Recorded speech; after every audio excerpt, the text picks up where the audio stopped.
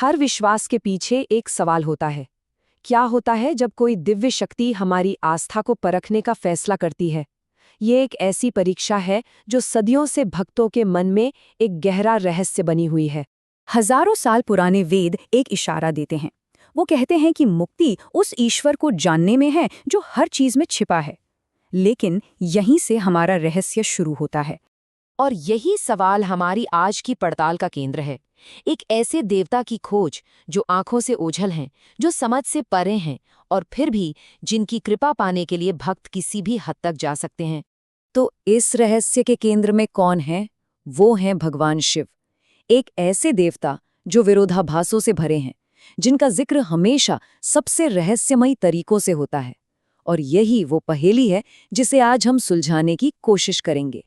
देखिए, शिव का जो परम रूप है, पराशिव, वो हमारी सोच और समझ से बिल्कुल परे है। न कोई आकार, न समय का बंधन। तो सोचिए, एक भक्त के लिए उनसे जुड़ना कितनी बड़ी चुनौती होगी। यही सवाल हमें एक नई दिशा में ले जाता है, भक्तों के कर्मों की ओर। अगर महंगे चढ़ावे और मुश्किल पूजा पाठ का कोई मतलब नहीं, तो फिर किस चीज का है? इसका जवाब एक बहुत ही हैरान करने वाली कहानी में छिपा है। चलिए, अब इस दिव्य रहस्य की पहली केस फाइल खोलते हैं। ये कहानी है एक ऐसे भक्त की जिसके तरीके शायद अजीब थे, पर जिसकी आस्था में कोई कमी नहीं थी। ये कहानी है दक्षिण भारत के एक शिकारी थिन्नान की। कोई पंडित या ज्ञानी नहीं, बस एक सीधा सादा शिकारी जो जंगल में रहता था और शिव के एक पत्थर के लिंगम की पूजा करता था। अब उसकी पूजा का तरीका एकदम अलग था। वो कोई फूल पत्ते नहीं, बल्कि अपने शिकार का मांस चढ़ाता था, और अभिषेक के लिए जल वो अपने ही मुंह में भरकर लाता था। ये उसकी भक्ति का तरीका था, एकदम सच्चा और दिल से। और फिर एक दिन कुछ ऐसा हुआ जिसने सबको हिलाकर रख दिया। मंदिर का पुजारी जब वहां पहुंचा तो उसने देखा कि पत्थर के मूर्ति की आंख से खून बह रहा है। यहीं से असली परीक्षा की शुरुआत होती है।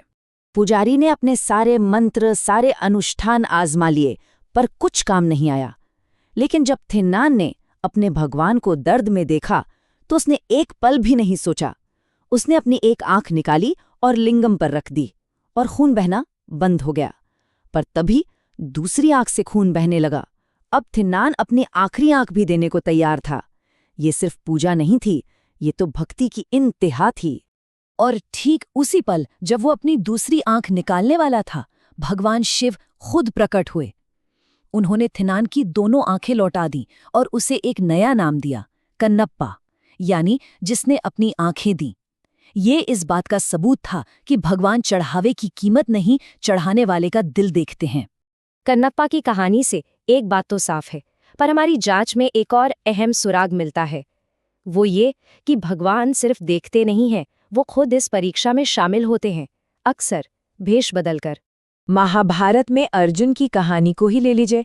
एक शिकारी से उनका झगड़ा असल में भगवान शिव ही किरात का रूप धरकर उनकी परीक्षा ले रहे थे। वो अर्जुन के घमंड और उनकी काबिलियत को परख रहे थे। कहानी और भी दिलचस्प हो जाती है जब शिव एक बूढ़े ब्राह्मण का भेष धरकर पार्वती की आस्था को परखने पहुंचते हैं।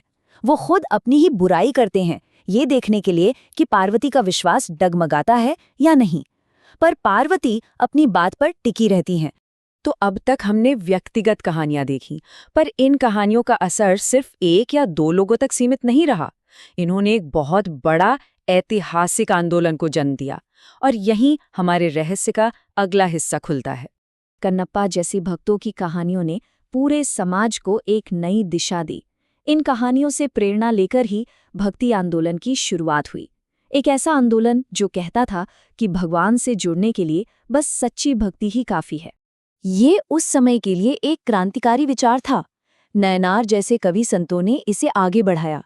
संस्कृत की जगह उन्होंने आम लोगों की भाषा, जैसे तमिल, में भक्ति के गीत गाए। उन्होंने कहा कि ऊंच नीच, जात पात, स्त्री पुरुष, इन सब से कोई फर्क नहीं पड़ता। भगवान के लिए सब बराबर हैं। और ये कोई छोटी मोटी लहर नहीं थी। 7वीं सदी में दक्षिण भारत से जो शुरू हुआ, वो धीरे धीरे 11वीं सदी में रामानुज जैसे विद्वानों के जरिए और मजबूत हुआ। और 13वीं से 17वीं सदी तक पूरे उत्तर भारत और महाराष्ट्र में फैल गया।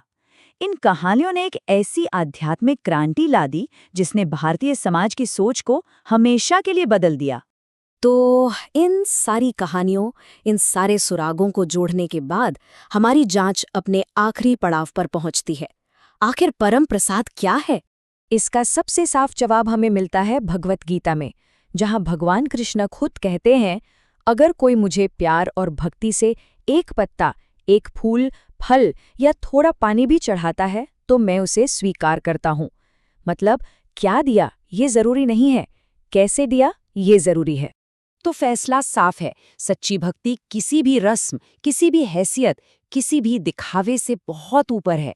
ये सीधे दिल का मामला है। कन्नप्पा के मांस से लेकर गीता के एक पत्ते तक संदेश एक ही है। ईश्वर कोई जज नहीं है जो हमारी गलतियां गिन रहा हो, बल्कि वो तो बस हमारे प्रेम की गहराई देखना चाहता है। तो अगर आस्था एक परीक्षा है तो सवाल क्या है? शायद सवाल ये नहीं है कि हम भगवान के बारे में कितना जानते हैं, बल्कि ये है कि हमारा दिल उन्हें खोजने के लिए कितना सच्चा है। जरा सोचिएगा।